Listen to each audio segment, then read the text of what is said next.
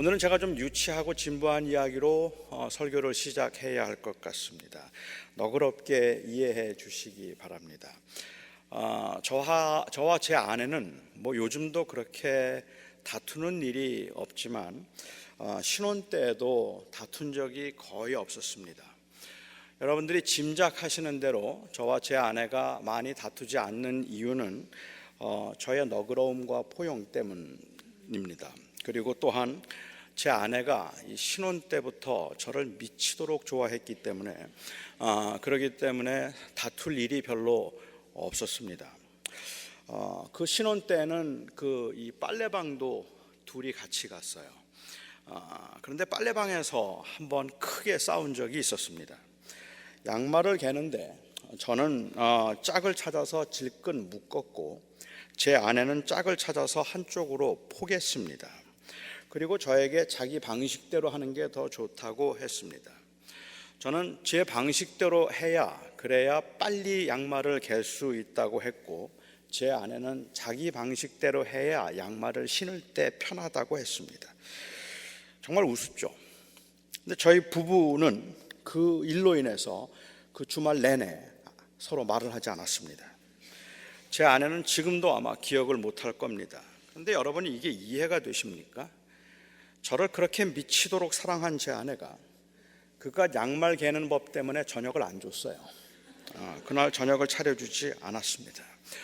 물론 그건 그냥 자존심의 문제였지만 이 자존심이 마치 한 사람의 어떤 존재의 의미에 그리고 그 가치에 위협을 준다고 생각했을 때 물러설 수가 없었던 것 같습니다.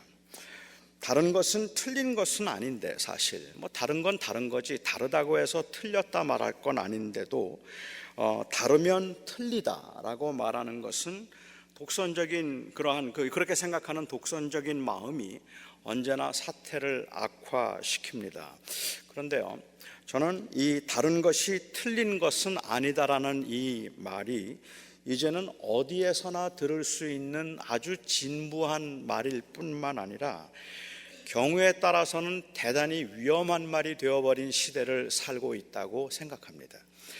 그러니까 그냥 다른 건 틀린 게 아닙니다. 서로 다른 것들을 존중해야 합니다. 모두가 다 다를 수 있는데 그걸 지나치게 다른 것조차도 틀리다고 말함으로 인하여서 이 분쟁이 악화되고 있습니다라는 말이 제게는 진부하게 들릴 만큼 이제는 모든 사람들이 다 알고 있어요. 웬만한 곳에서는 그 이야기들을 좋은 이야기로 듣고 있다는 말이죠. 저는 오늘 그런 이야기를 하려고 하는 것이 아니라 오히려 그 반대 이야기를 좀 해보고 싶은 거예요. 사실은 이 다르다는 것은 틀린 것이 아니라는 말이 맞기는 하지만 요즘 우리가 살고 있는 시대는 그 틀린 것도 다르다고 말하고 있기 때문에 위험한 시대를 살고 있다는 말입니다. 다른 것을 틀리다고 말하는 것보다 틀린 것도 다른 것이라고 말을 해서 이제는 더 이상 이 세상에는 틀린 것은 하나도 없는 시대가 되어버렸다는 말입니다. 윤리적으로도 다른 것들 모든 건 다 다를 뿐이에요. 진리에 관한 이야기도 다 다를 뿐이지 그거는 틀린 게 아니라고 말하는 거죠. 각 개인이 가지고 있는 취향과 성품과 소신과 진리에 대한 확신들은 다 다른 것들이라서 이 세상에 진리는 없다라는 생각을 사람들은 하고 있기 때문에 사실은 이 포용과 배제라는 이 문제는 우리가 생각하는 것보다는 훨씬 더 복잡한 문제라고 저는 생각을 합니다. 여러분 자신이 굉장히 열려 있다고 생각하십니까? 여러분들은 여러분의 마음이 많이 열려 있어서 포용력이 있다고 생각을 하십니까? 여러분은 자신이 항상 겸손해서 늘 배우려는 그러한 자세로 임하고 있다고 생각을 하십니까? 아마 대부분의 여기에 계신 여러분들은 그렇게 살고 싶지만 그렇게 잘 안 된다고 말씀을 하실 겁니다. 그런데 그렇게 잘 안 되는 이유 중에 하나가 바로 이 소신 때문이라는 거예요. 그렇게 포용할 수 없는 이유 중에 하나가 포용해서는 안 된다는 그 확신이 그 안에 있기 때문에 너그럽지 못한 경우도 많이 있다는 말이죠. 제가 참 좋아하는 신학자 중에 미로슬라브 볼프라고 하는 예일대학교의 교수가 계십니다. 그분이 쓴 책 중에는 배제와 포용, 베품과 용서, 기억의 상실, 아주 이런 그 굉장히 좋은 책들을 통해서 어떻게 서로를 배려하고 서로를 용서해야 하는지, 특별히 그가 전쟁 때에 포로 생활을 하면서 경험했던 것들을 바탕으로 어떻게 서로 상생하며 서로를 도와주어야 하는지, 이런 그 서로를 이해하는 것에 대한 아주 깊은 통찰력을 보여주었습니다. 그런데 그가 작년에 아주 굉장히 화제가 되었던 책 한 권을 출간했습니다. 그 책 제목이 알라라는 책입니다. 이슬람에서 믿고 있는 알라, 신에 대한 알라라는 책이에요. 저는 그 책을 읽으면서 이 미로슬라브 월프 교수가 그동안에 자기가 이야기했던 용서라든지 베풀미라든지 혹은 포용이라든지 이런 것들이 가능하지 않다는 한계를 느낀 건 아닐까라는 생각을 제가 했었습니다. 포용이 절대로 가능해지지 않는 때가 있습니다. 용서가 절대로 가능해지지 않는 때가 있습니다. 서로 절대로 양보할 수 없는 진리에 대한 확신과 소신이 분명할 때 그렇습니다. 그런 진리에 대한 확신과 소신을 양보하는 것은 이거는 포용과 용서의 문제가 아니라 선과 악의 문제이고 실제로 존재의 가치, 의미의 문제이기 때문에 서로를 포용하라고 요구하는 것 자체가 이미 벌써 분열을 초래하는 것이 되어버리고 마는 거죠. 이슬람과 기독교는 그들이 믿는 신에 대한 그 진리적 확신 때문에 절대로 하나가 될 수 없다고 생각한 월프 교수가 알라라는 책을 통해서 이슬람의 하나님과 기독교의 하나님은 사실은 같은 분이라는 것을 증명하려고 애를 썼습니다. 같은 하나님을 섬기고 있는 것이라고 표현은 다르지만 알라나 여호와나 다 똑같은 하나님이라고 말을 할 수 있을 때에만 포용과 그리고 하나됨이 가능하다고 생각했기 때문입니다. 이슬람의 알라와 그리고 기독교의 그 삼위일체의 하나님이 같은 분이라는 주장에 저는 동의할 수 없지만 그렇게 한 분이라는 말을 하지 않고는 용서라든지 포용이라든지 혹은 하나됨은 가능하지 않겠다고 생각할 수밖에 없었던 그가 느낀 절망적 한계를 저는 충분히 이해할 수가 있을 것 같습니다. 그것이 하나가 되지 않고는 하나가 안 될 것 같기 때문에 그래요. 그 진리의 배타성 때문에 사람이 과연 하나가 된다는 건 무엇일까라는 것에 대해서는 우리가 진지하게 고민을 할 필요가 있을 것 같아요. 제가 신학생 때 지금은 한국에서 꽤 유명해진 어느 분과 함께 성경 공부를 제가 했는데 그렇게 성경 공부를 하다가 둘이 한번 어떻게 시간도 맞고 잘 맞아서 몇 시간 동안 긴 토론을 한 적이 있었습니다. 저는 기독교인이었고 그분은 기독교인은 아니었지만 굉장히 어떻게 보면 윤리주의적인 그러한 입장에서 이 한국 사회 그리고 이 세상의 부조리에 관해서 고민을 많이 했던 분이었다고 저는 기억을 합니다. 당시에 저는 제가 학생으로서 꽤 포용력이 있어서 어느 입장이든지 이해하고 함께 토론할 수 있을 만큼 열려 있다고 스스로 생각하고 있었습니다. 한 4-5시간을 토론을 한 것 같아요. 그분이 토론 그 끝 부분에 와서 제게 했던 말이 아직도 저는 기억에 생생합니다. 전도사님은 자기가 상당히 열린 마음을 가지고 토론에 임하고 있는 것처럼 그렇게 생각할지 모르지만 전도사님과 같이 이야기를 나누다 보면 어느 한 시점에 이르르면 절대로 넘어가지 않으려고 사고가 딱 경직되고 굳어버리는 것을 느낄 수가 있습니다. 그 다음부터는 말이 안 통합니다 라고 이야기를 해요.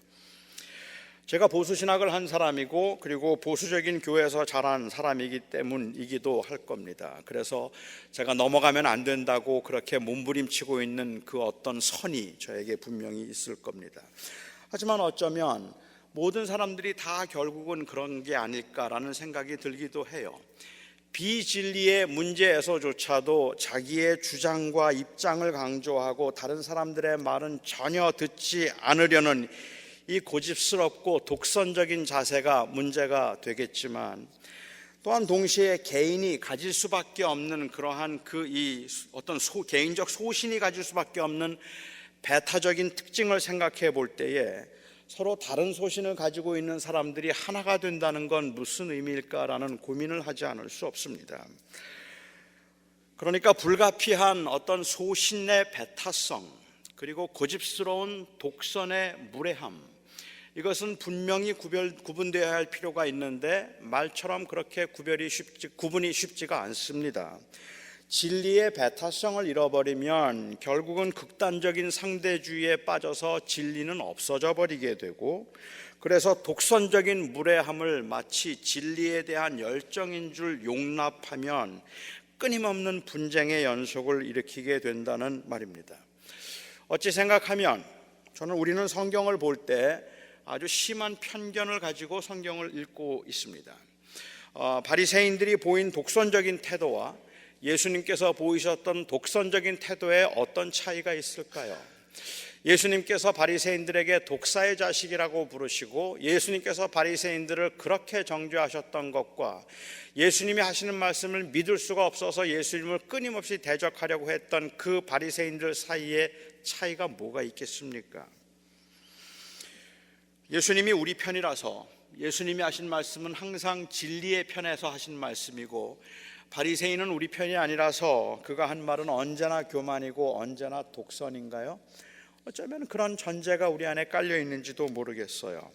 저는 오늘 본문을 통해서 이 바리새인들이 보였던 반응을 한번 살펴보고 이 반응의 문제가 무엇이었을까 하는 것을 보면서 우리가 배워야 할 것들을 좀 생각해 보고 싶습니다. 예수님께서는 안식일에 시각장애인의 눈을 뜨게 하셨습니다. 당시에는 안식일에 병을 고치는 것이 가한가 가하지 않은가 하는 것이 신학적으로 많은 논란이 되고 있었던 문제였기 때문에 이 안식일에 이 사람의 눈이 떠졌다는 이야기를 듣고 바리새인들은 일단 본인을 만나서 확인해 보기로 했습니다. 그리고 예수가 안식일에 이 맹인의 이 시력을 회복시켜주고 눈을 뜨게 해준 것을 확인했습니다. 그들은 만일 예수가 안식일에 병을 고쳤다면 일단은 그가 진짜 선지자인가 아닌가는 의심해 봐야 한다고 생각했던 것 같아요. 병을 고치는 일이 일에 속하는지 안식일에 하지 말아야 될 일에 속하는지 아닌지는 바리새인들도 의견이 달랐지만 그들이 분명하게 믿는 바 모세의 율법에 의하면 안식일에 일을 하면 안 돼요. 안식일에 일을 하는 건 아닙니다. 그런데 병을 고치는 게 일일까 아닐까 이게 논란이 될 뿐입니다. 그들에게 있어서 안식일에 일을 하면 안 된다는 그 명제에는, 이 진리에 대한 소신에는 모두가 다 동의하고 있었어요. 그런데 병자를 고치는 그 일이 과연 일에 속할까 아니면 자비에 속할까 하는 그것이 논란이 되었기 때문에 지금 애매한 상황에 있었던 것이죠. 그런데 그들은 모세의 율법에 의한다면 분명하게 일은 하지 말라고 했으니까 확인해 봐야 한다는 말입니다. 그가 선지자가 아니라면 이 일은 처음부터 조작된 일이었을 가능성이 높습니다. 그래서 그 장애인이 정말로 나면서부터 장애인이었는지 아니면 지금 어떻게 보게 된 것인지 그것들을 조사했습니다. 부모를 소환했습니다. 그 아들이 진짜로 나면서부터 맹인이었는가, 그런데 어떻게 그가 보게 되었는가 물었습니다. 부모는 그 사람이 나면서부터 맹인이었다는 사실은 확인해 주었지만 예수가 그 사람을 고쳤다는 이야기는 하지 않았어요. 난 잘 모르겠다는 이야기로 회피를 했습니다. 피해가고 싶었을 겁니다. 그래서 그들은 다시 장애인을 불렀습니다. 그리고 상당히 강압적인 신문을 합니다. 신문하기 전에 이렇게 말하죠. 이건 신문하는 사람의 바른 자세는 아닐 텐데, 그런데 신문하면서 이렇게 말합니다. 하나님께 영광을 돌리라. 우리는 이 사람이 죄인인 줄을 아노라 했습니다. 예수가 죄인인 것을 인정하는 것, 그것이 곧 하나님께 영광이 된다는 의미입니다. 이미 죄인으로 정해놓고 신문하고 수사하고 있는 겁니다.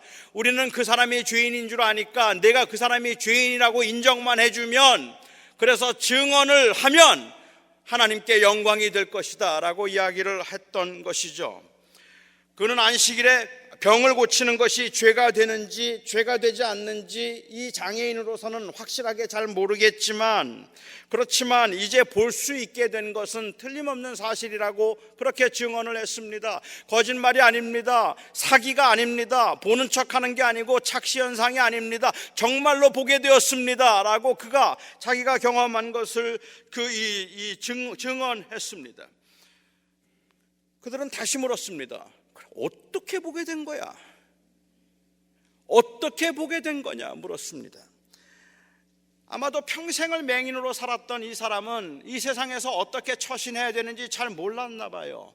이 부모처럼 어떻게 하면 교묘하게 빠져나갈 수 있었는지 이런 노하우들을 몰랐나 봐요. 그냥 너무 단순하기도 했고, 어찌 생각하면 세상 물정을 너무 몰랐던 사람입니다. 그래서 그가 너무 당돌하게 대답을 해요. 왜 자꾸만 반복된 질문을 하십니까? 당신도 그들의 제자가 되고 싶으십니까? 자꾸만 이런 질문을 하는 건 당신들도 그의 제자가 되고 싶어서 그러는 거 아닙니까? 왜 자꾸만 묻습니까? 이때 바리새인들이 그 말을 듣고 이 시각장애인을 심하게 욕을 했습니다. 모욕을 당했을 겁니다. 뭐 어떻게 욕을 했는지는 모르지만 심하게 욕을 한 것 같아요.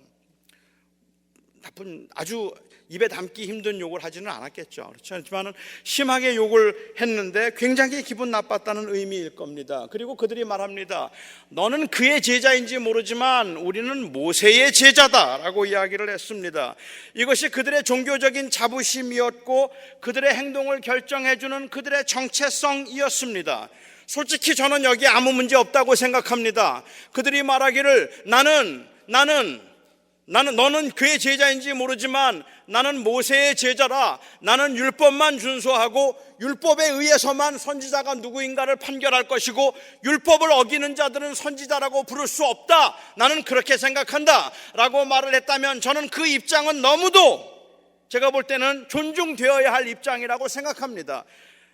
물론 애석하죠. 예수님을 하나님의 아들이라고 믿지 못하는 게 답답하고 애석하고 믿어주었으면 좋겠지만 도저히 믿어지지가 않아서 나는 그렇게 못 믿겠다고 말하는 사람을, 그 사람의 입장은 존중되어야 한다고 생각합니다. 그러니까 저는 여기까지는 그들에게 문제가 별로 없다고 생각해요. 그런데 이 요한은 배운 것도 없고 율법에 대한 기본적인 지식도 없었던 이 맹인을 통해서 그 바리새인들이 말하고 있는 율법에 대한 강조나 아니면 그들의 논리가 모순되다는 것을 지적하려고 하고 있습니다. 그래서 각색을 하자면 우리의 주인공은 지금 이렇게 말을 하고 있는 겁니다. 그거 참 이상하네요. 그거 이상하네요. 선생님들이 말하는 것처럼 그가 죄인이고 하나님께로부터 오지 않았다면 어떻게 제 병을 고칠 수 있었던 거죠? 저는 솔직히 잘 모르지만 율법에 의한다면, 우리 모두가 다 믿고 있는 바에 의한다면 하나님께서는 경건하여서 하나님의 뜻대로 행하는 자의 말을 들으시고 그를 통하여서 역사하신다고 우리는 배웠습니다. 아닌가요? 하나님께서 사람을 사용하실 때는 하나님을 사랑하는 사람과 하나님의 율법에 합당한 사람들을 통하여서 하나님이 병자도 고치시고 기적을 베풀어 주신다고 우리는 그렇게 배웠는데 아닌가요? 그렇다면 이 사람이 지금 그가 하나님의 이 안식일에 병을 고치는 게 죄인지 아닌지 그건 난 잘 모르겠지만 이 사람이 틀림없이 내 눈을 뜨게 해준 거라면, 그 사람이 하늘로부터 오지 않았다면 어떻게 내 눈을 뜨게 해준 겁니까? 이때 만일 바리새인들이 대답하기를 옛날 애굽에서 출애굽할 때 모세뿐만 아니라 애굽의 술사들도 거짓된 마술을 한 적이 있었다. 그래서 예수가 아마 이가 하나님께로부터 온지 않은 자임에도 불구하고 마술과 사기극을 벌일 수도 있는 거야 라고 말을 했다면 이해하겠어요. 그런데 그들이 대답하기를 그렇게 대답하지를 않았습니다. 율법대로 안식일에 병을 고치면 안 된다고 철저함을 보이면서 병을 고칠 수 있는 그 능력은 하나님께로부터만 가능하다는 것을 왜 인정하지 않으시죠? 사실 바리새인들도 그게 마음에 걸렸어요. 그래서 당시의 의학적인 기술로는 가능한 것이 아니었지만 사기극이라는 것을 한번 증언을 통해서라도 증명해 보고 싶었던 겁니다. 그래서 증언을 매니플레이트 하기까지 했죠. 병을 고친 것이 사입이고 속임수라는 것을 말해주고 싶었기 때문입니다. 거짓 증언이라도 만들어야만 하는 겁니다. 나쁘게 말하면 기득권을 잃고 싶지 않아서였겠지만, 좋게 말하면 안식일에 일을 하면 안 된다는 그들의 그 소신을 지키기 위해서 한 일이라고 볼 수도 있는 겁니다. 만약 그랬다면 저는 방법은 잘못되었지만 그 의견은 존중되어야 한다고 생각합니다. 제가 이해하기에 예수님께서는 한 번도 그들의 그런 입장에 대해서 비난하신 적이 없습니다. 다시 말하면 안식일에 주님께서 병을 고치셨을 때 사람들이 내가 어떻게 안식일에 병을 고치냐고 말하면, 주님께서 인자가 안식일의 주인이 되어서 가난 어려운 사람들과 병자들을 고치고 너희의 양이 구덩이에 빠지면 안식일이라고 그들을 건져주지 아니하느냐, 하물며 병자가 지금 신음하고 있는데 안식일에서 그를 고칠 수 있지 않겠느냐, 안식일에 병자를 고치는 건 일이 아니라 잡이다. 주님께서는 그렇게 말씀하셔서 그 논리를, 예수님을 변호하기도 하고 해명하기도 하셨지만, 안식일에 일하면 안 된다고 하는 그들에게 너희들은 위선자고 거짓말쟁이고 다 잘못된 자들에서 왜 안식일에 일을 하지 않느냐, 안식일에 일하라, 이렇게 말씀하신 적 없단 말이에요. 주님은 한 번도 그렇게 하신 적이 없단 말이에요. 그들이 가지고 있는 그 입장에 대해서 어떻게 안식일을 지킬까에 대해서는 주님께서 존중하셨다는 말입니다. 지금도 어떤 분들은 본인의 소신과 그리고 믿음적인 확신에 의해서 주일에는 일체 물건을 사지 않는 분 계십니다. 여기에도 계실 겁니다. 주일날은 일체 돈을 사용하지 않는 분들도 계십니다. 제가 아는 분들 중에는 주일날 일체 오락을 하지 않아서 TV도 보지 않습니다. 신문도 보지 않습니다. 주일날은 거룩한 날이기 때문에 하나님께 온전히 드리겠다고 해서 성경 말고 다른 세상 소설도 읽지를 않습니다. 그렇게 아무것도 하지 않고 주일날 일도 하지 않고 주일날 돈을 쓰지 않는 그러한 그 사람들도 있어요. 여기에 계신 분들 중에는 그런 교회에서 자란 분들도 계실 겁니다. 그래서 주일날은 돈을 쓰지 못하고 걷기를 했고 가스를 넣지도 못했고, 그리고 아무 식당에 간다는 것은 상상도 못했던 때, 제가 다녔던 교회에서 제가 학생 때 저는 탁구를 너무너무 좋아했는데요, 탁구를 좋아하는데도 불구하고 이 목사님은 주일에는 절대로 운동을 하면 안 된다는 주의였습니다. 그래서 탁구를 하고 싶은데 사람들이 다 모이는 날은 그날인데 우리는 주일날 탁구를 할 수가 없었습니다. 그런데 저처럼 탁구를 너무너무 하고 싶었던 한 사람이 있습니다. 그래서 그 사람하고 몰래 했어요. 공교롭게도 그분이 목사님 사모님이었습니다. 그 바람에 아주 저까지 혼났습니다. 그런 경우도, 그런 소신을 가지고 있는 사람들도 저는 있습니다. 저는 그분들의 소신이 틀렸다고 말할 거 아니라고 생각합니다. 그것은 진리적 소신의 문제로 이렇게 생각하지 않고 개인의 결단, 개인의 헌신의 문제로 생각을 한다면, 주일에 식당에 나가서 돈을 써도 괜찮다는 입장을 가진 사람이라고 해서 주일을 엄격하게 지키려고 하는 사람을 틀렸다고 말하거나 정죄하려고 해서는 안 될 겁니다. 본인을 세베테리안이라고 생각하는 사람도 내가 그래서 주일날 돈을 쓰면 안 된다고 생각하겠지만, 그래서 돈을 쓰는 사람을 틀렸다고 정죄해도 안 될 것입니다. 그거는 개인의 소신의 문제라고 생각을 하고 개인의 그러한 그 결단의 문제라고 생각하기 때문에 그래요. 이걸 개인의 문제가 아닌 진리의 문제로 생각하거나 진리적 소신의 문제로 생각한다면, 그렇게 생각하는 사람들이 교회를 따로 하면 됩니다. 그러면 문제가 되지 않습니다. 그리고 그렇게 따로 하는 교회도 존중되어야 합니다. 존중되어야 합니다. 안식일에 병을 고치는 것은 죄라는 주장이 당시에도 논란이 되고 있었음에도 바리새인들은 예수님이 안식일에 병을 고치신 것은 명백한 죄임을, 이것을 어떤 그 다른 견해의 문제로 보지 않고 진리의 문제로 간주했어요. 저는 거기까지는 아무 문제 없다고 생각합니다. 그런데 그 진리의 문제로 간주하고 있는 그 자체에 모순이 있다는 것을 이 맹인이 지적한 겁니다. 그러면 율법대로 한다면 어떻게 선지자가 아닌 사람이 병을 고칠 수 있나요? 그 질문을 했습니다. 그런데 참 안타까운 것은 그 다음에 나오는 반응입니다. 맹인이 말하기를 이 사람이 하나님께로부터 오지 아니하였다면 이런 일을 할 수 없었을 것 아닙니까? 그들이 대답을 하죠. 네가 죄 가운데서 태어나서 지금 우리를 가르치려고 하느냐? 저는 이 부분에서 그들의 독선을 봅니다. 이건 진리에 대한 소신보다는 비록 그것이 소신이라고 할지라도 그것은 명백한 독선입니다. 그들은 맹인이 죄를 가지고 이 세상에 태어난다고 생각했던 것 같아요.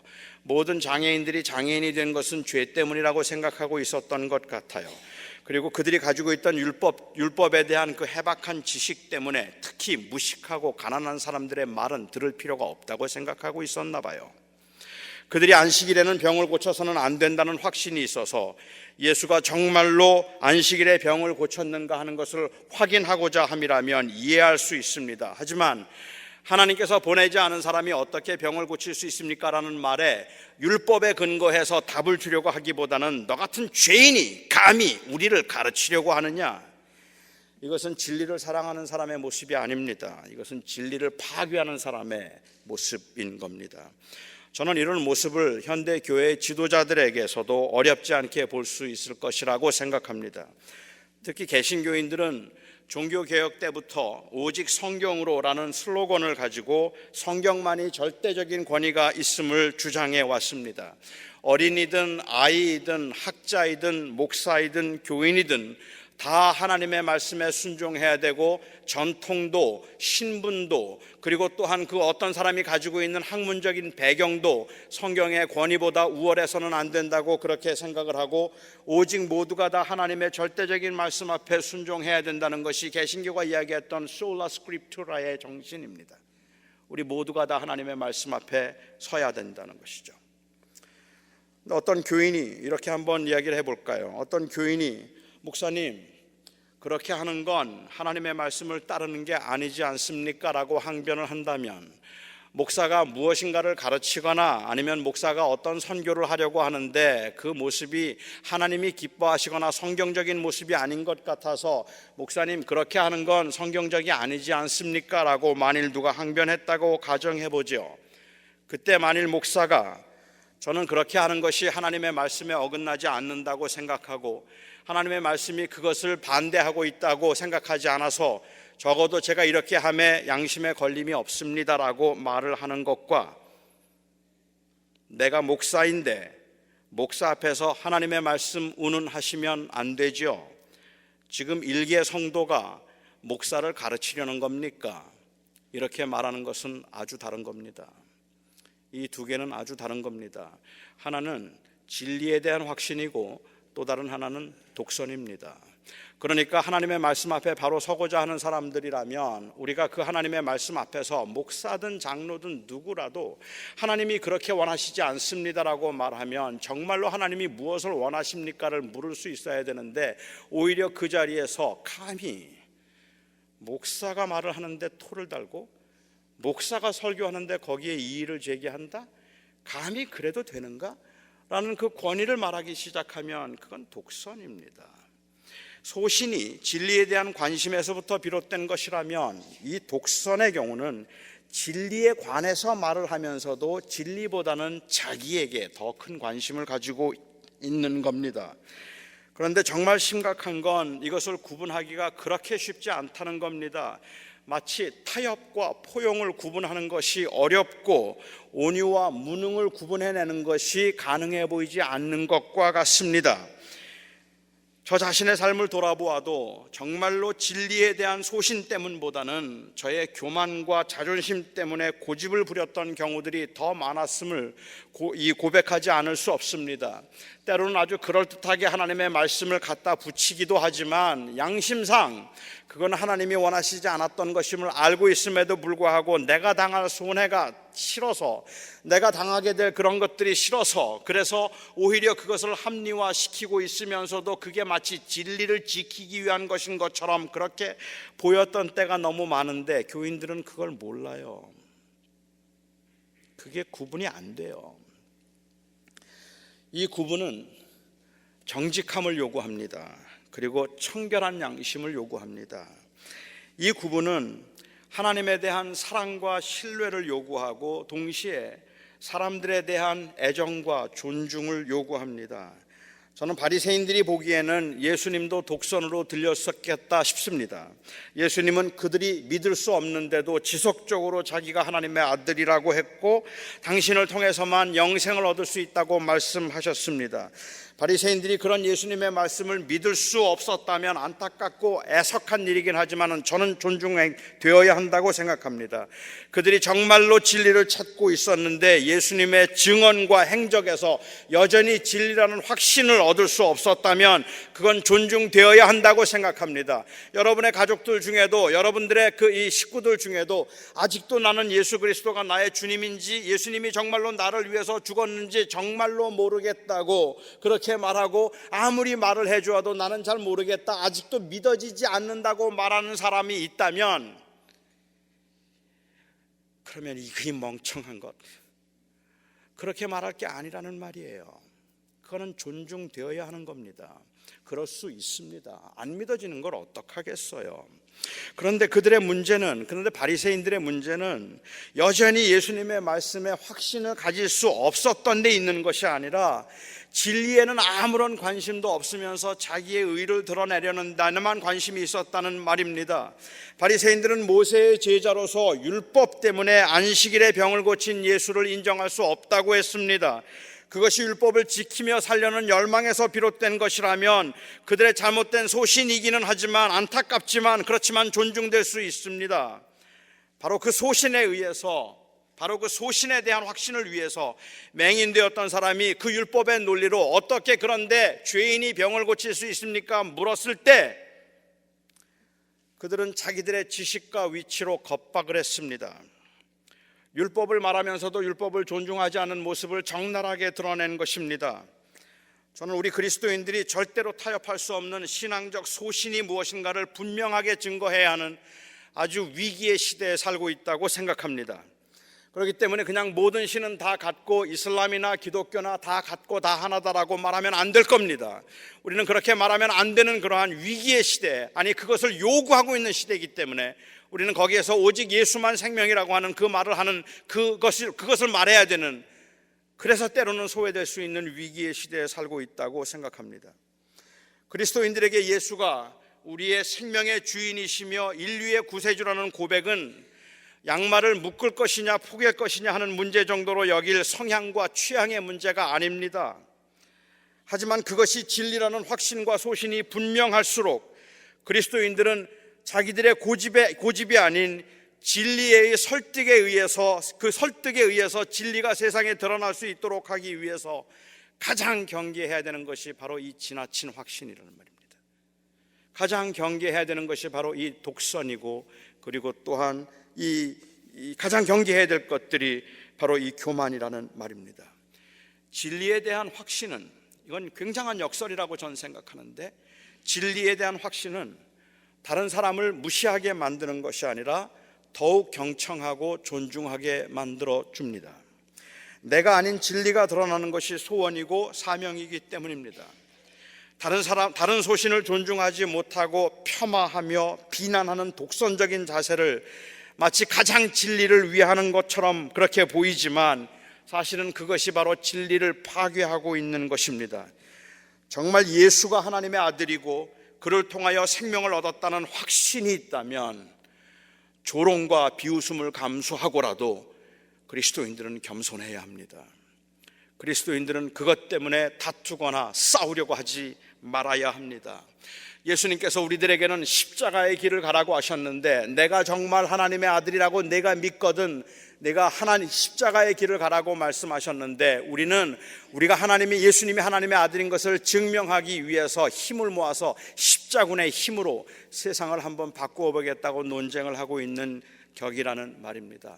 어떻게 예수를 믿는 사람들이 우리가 믿는 그 진리에 대한 확신이 있어서 예수 그리스도만이 나의 생명의 주인이라는 고백이 있고, 그래서 우리는 예수 그리스도의 복음만을 지키겠다는 그러한 확신이 있다면, 그렇다면 더욱더 겸손하고 더욱더 다른 사람들 앞에서 다른 사람들의 의견을 존중하는 모습을 보여주어야지, 어떻게 방송국을 쳐들어가서 방송국을 때려 부술 수 있고 어떻게 절에 들어가서 절을 부술 수가 있다는 말입니까?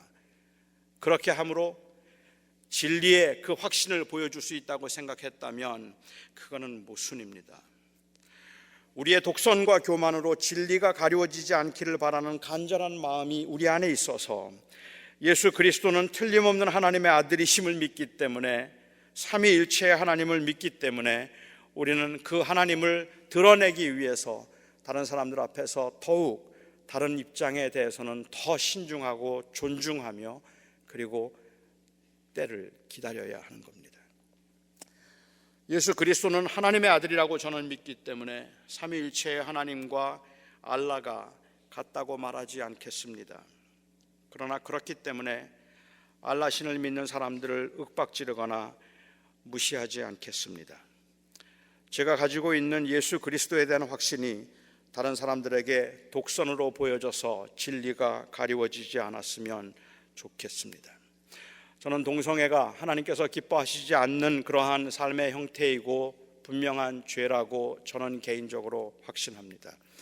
하지만 제가 그렇게 확신하는 만큼 그래서 동성애자들을 무시하거나 그들의 인격을 함부로 소홀히 다루거나 아니면 그들을 배척하거나 배제하는 일은 하지 않겠습니다.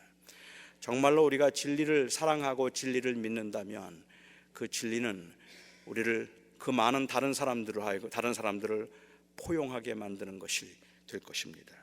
진리가 이 독선으로 가리워졌던 흑역사를 우리는 잊지 않고 기억해야 합니다.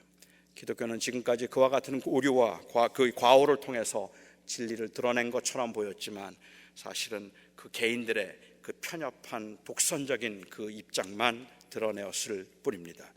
우리는 우리의 삶을 통해서 오직 예수 그리스도의 진리만 나타나기를 원합니다. 우리는 그 진리를 믿는 사람들입니다.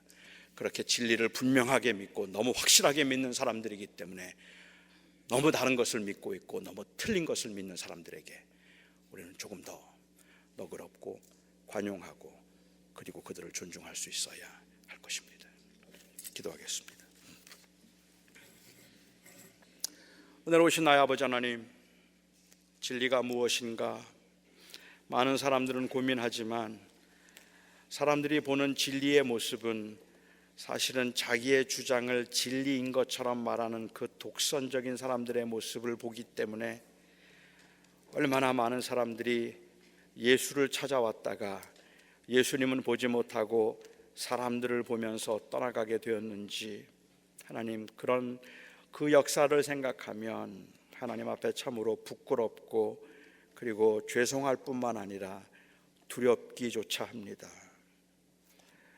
저희들이 오늘 한 주간을 살아가면서도 저희의 중심에 예수가 나의 생명이고 예수가 나의 주님이라는 그 고백을 하나님 놓치지 않게 하여 주시옵소서. 그리고 그 분명한 고백 때문에 그렇지 않은 다른 사람들을 향하여 더욱 너그러울 수 있고 온유할 수 있도록 저희들 또한 지켜 주시옵소서. 예수님의 이름으로 기도합니다. 아멘.